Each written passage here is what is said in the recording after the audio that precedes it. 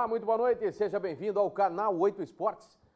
Você é convidado da gente aqui para participar desse programa sempre, todos os dias, de segunda-feira a sexta-feira, às 7 da noite, canal 8 Esportes aqui, só para você, debatendo os principais assuntos esportivos, Série A, Série B do Campeonato Brasileiro, assuntos envolvendo seleção brasileira. Por falar em seleção brasileira, ai, Tite, cada dia que passa, eu fico mais decepcionado com o senhor, Tite.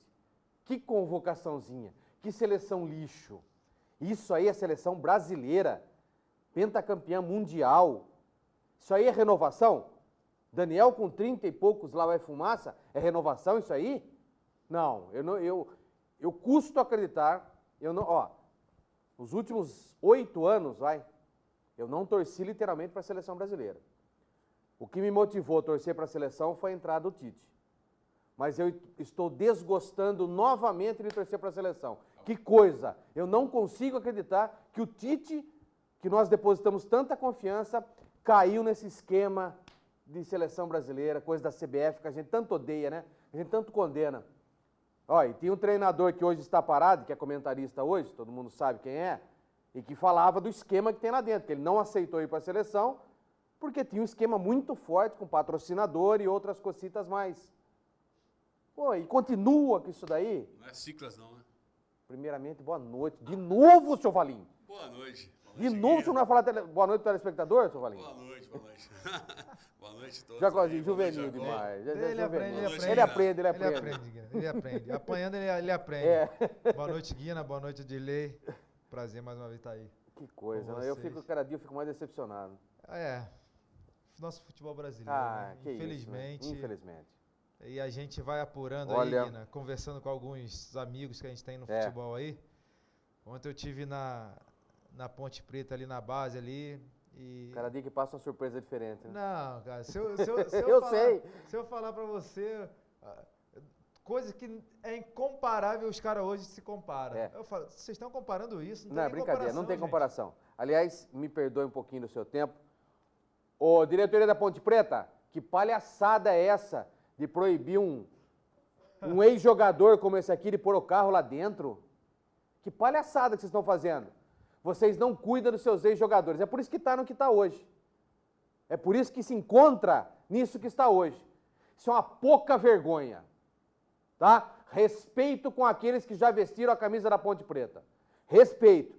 E ele precisa ser respeitado. Tratar como se fosse uma pessoa comum. Quer falar isso para mim? Ok, nunca joguei na Ponte. Não tem problema nenhum. Agora, falar isso para uma pessoa que vestiu a camisa, que deu sangue na Ponte Preta, é inadmissível. É inadmissível que um time igual a Ponte Preta tenham pessoas inescrupulosas igual os senhores. Tratem bem os profissionais que fizeram história na Ponte Preta. Tratem bem. Espero que eu esteja falando isso pela última vez. Porque é inadmissível um time igual a Ponte Preta, é por isso que não ganha nada. A começar por isso. Porque não tem respeito por aqueles que fizeram a história de vocês. Vocês não têm respeito. Tenham respeito com aqueles que fazem a história de vocês. Que escrevem lá no livro. Principalmente os senhores que cuidam lá, nunca deram um pontapé na bola. Então, respeito. Ok? O futebol está cheio de porcaria hoje, graças à incompetência de vocês. Que querem comparar os jogadorzinhos medíocres de hoje com os jogadores que fizeram história no passado. É um absurdo o que vocês fazem com os ex-jogadores de vocês. Tratem com muito mais respeito. A história, ela fica. Vocês passam, tá? E até deixando bem claro, né, Guina? Que isso aí não fez parte da diretoria agora, né? Sim. Foi uma diretoria passada que eu tive que tirar meu carro do CT da Ponte porque o segurança me tirou de lá. Absurdo. É brincadeira, mas é o que a gente fala. Tem certo tipo de coisa que a gente deixa até passar, mas assim, quando se repete, né? Eu não deixo passar, não. Aqui eu desço a lenha mesmo. E deixar bem claro que não foi a diretoria atual, né? Mas que aconteceu e a gente sabe que acontece. Claro que né? acontece. Principalmente ali na Ponte, essa questão. Mas que, como você falou, que não adianta você fazer vamos fazer em memória do que já morreu. Tem que faz enquanto está vivo. É isso aí, enquanto está vivo. Então, eu acho que que a gente tem que ter um pouquinho mais de cuidado com que, Claro. pelo menos, Vocês escreveram a história. Deu um pouquinho. Os de né? hoje estão passando pela Ponte Preta. Estão apenas vestindo a camisa. Vocês construíram história. Eles estão apenas passando por aqui. Então tem que ter um pouco de respeito. Vamos falar de Série B do Campeonato Brasileiro? Amanhã, sexta-feira, rodada completa de novo. Amanhã e sábado, tá? Então tivemos a rodada cheia nesse início de semana. E agora no final de semana já, batata assando. Tá na hora de... Lenha queimando. Rodada passando. Passando, os pontos sendo perdidos, ficando para trás. Quem está lá embaixo lutando para subir, quem está lá em cima querendo permanecer. Começando amanhã com Sport e São Bento. Né, o São Bento precisando de uma vitória. O São Bento que é uma bela vitória. Falamos isso, né? Complicado. Está se complicando cada dia mais os palpites dele. Cada dia mais. Você lembra aqui quando você perguntou como é que seria Grêmio e Flamengo? Então. Eu falei que ia ser empate porque o Flamengo tem um ataque muito bom. Claro. O Grêmio tem uma força grande dentro. Então, eu falei, ó, é um jogo para empate. Também acho. Mas meu amigo Gordilê aqui, ó, ele meu pai. Tá com dinheiro, tá bom para pagar almoço, janta, então se ele tá pagando, então tá beleza. Ele não pagou não, só comeu. Eu sei. Vila Nova e Atlético Goianiense, também amanhã.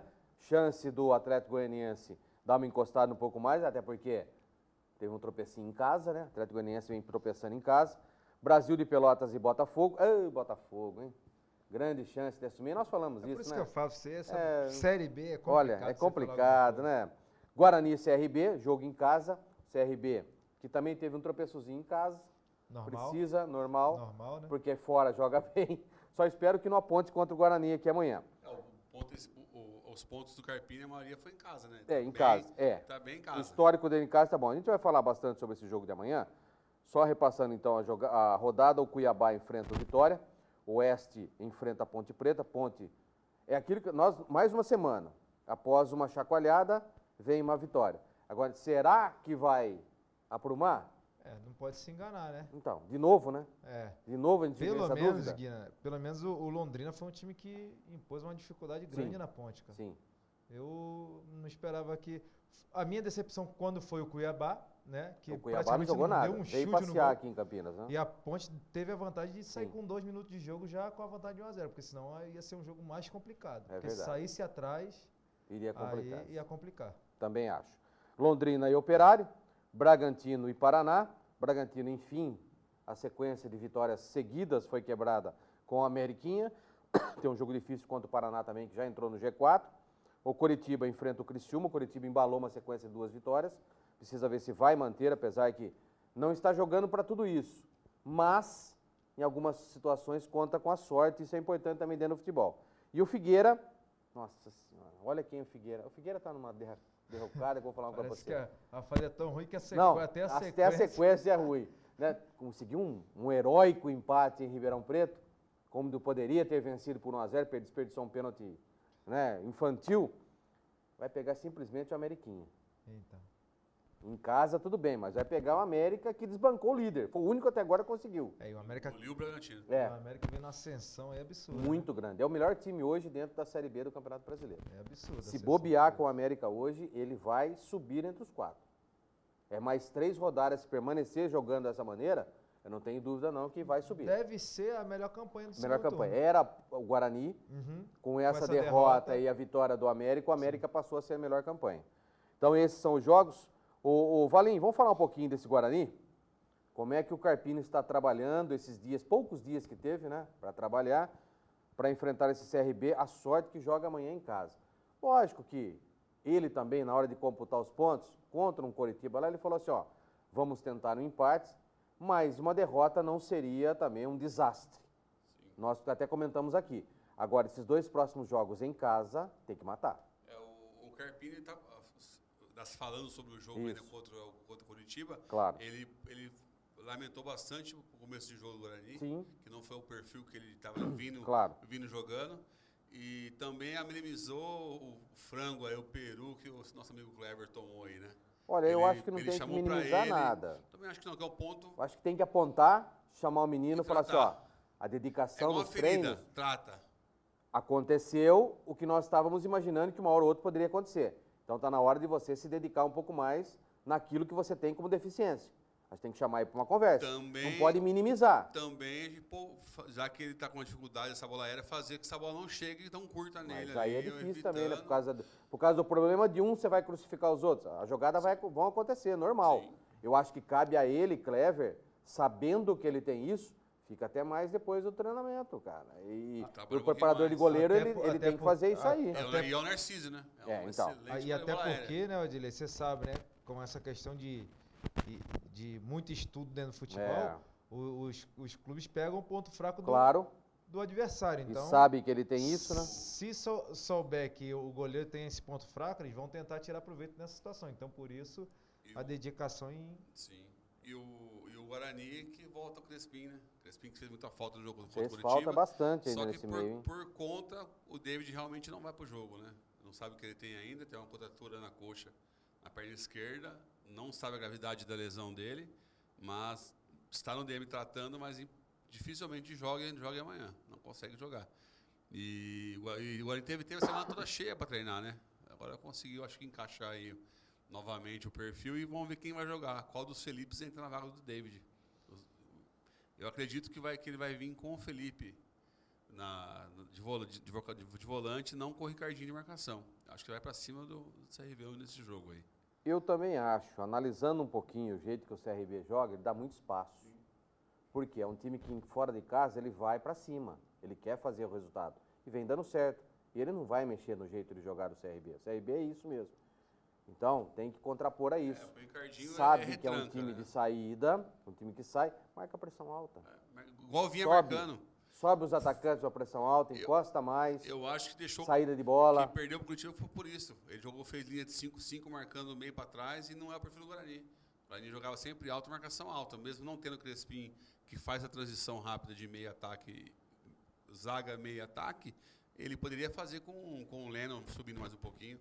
Mas sem o David, sem o Igor, até o Lennon jogou um pouco abaixo do que vinha jogando. Mas isso é normal também, né?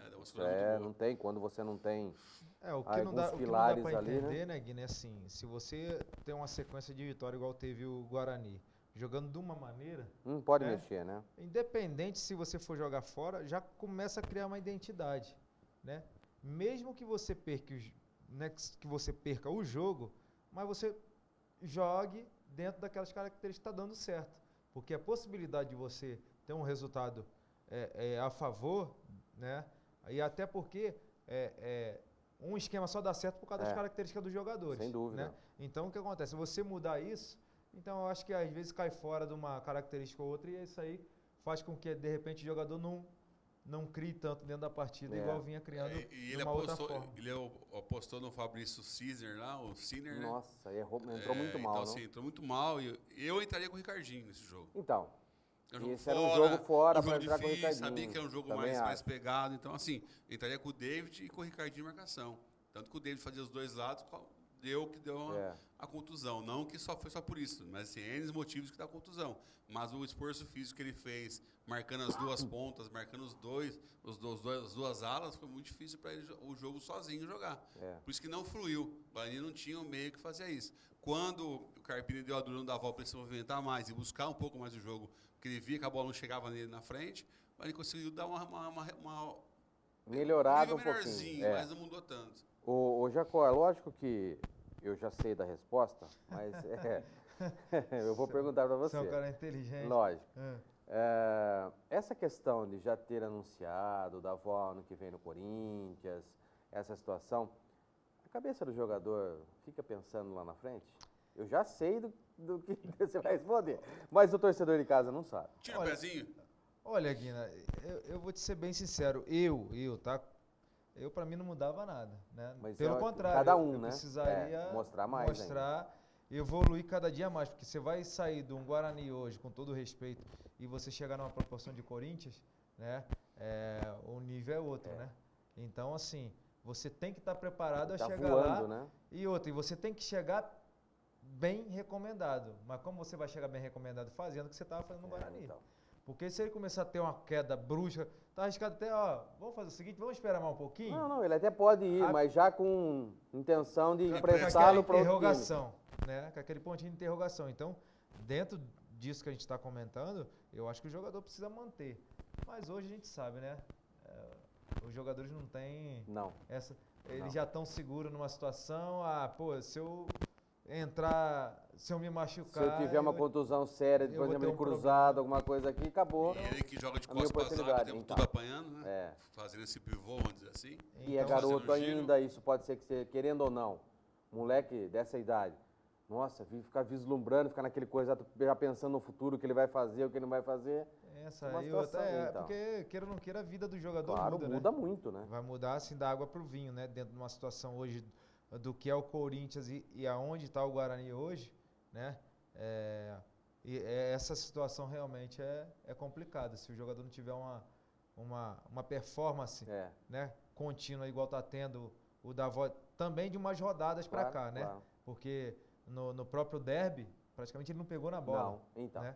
E um jogador, quando ele é diferenciado, é nesses jogos que ele tem que ser realmente o diferencial. Sim. Ele tem que ser nesse jogo. Vamos ver agora, no mês que vem, no dia 11, se realmente ele vai ser o diferencial. Mas, os holofotes vão estar todos nele, derby, né? O Guarani todo mudou o modo de jogar depois do derby. Sim, muito. Então, assim, isso não tem nem o que falar. O treinador mudou. Favoreceu da avó. Ricardinho no derby ficava no meio do campo para botar a bola para zaga novamente. Na verdade, Ricardinho jogava de meia. Jogou de meia no Não derby. tem como, o cara que é volante. Meia acostumado... e fazendo quase um beirada. É aquele meia que cai na beirada. Não consegue. Um cara que era na época de marcação.